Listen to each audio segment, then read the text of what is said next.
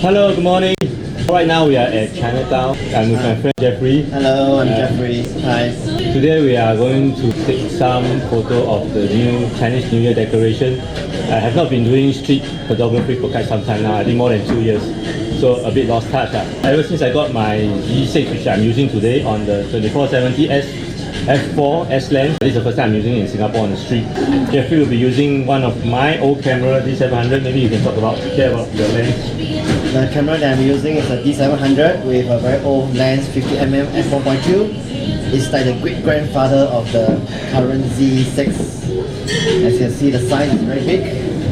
Okay, say hi to my granddad. And today we're gonna have a shoot at Chinatown and let's go see what's happening. I'll also be using F-mount. It's going to be something special that I haven't tried before. 85mm F1.8 on street using the FTZ adapter. So I want to try out what kind of a dynamic I can get with the lens. Today the weather is pretty good, blue sky, white cloud. So I'm going to see what we can get today. Okay, I'll see you again. Bye.